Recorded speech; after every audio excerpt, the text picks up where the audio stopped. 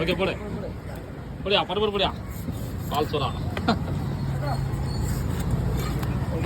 ஆளை முடியாத நடு மீனை பிடிக்கிறாரு அப்படியே கண்டத்து அத்தனை வாட்டி போக சொல்லுறாரு இன்னும் பேசுறதால மக்களுக்கு தெரியாது பால் சோறு ஆரம்பிச்சு புட்டு வைக்கிறது அவிச்சு தோலை எடுத்துட்டு முள்ளை எடுத்துட்டு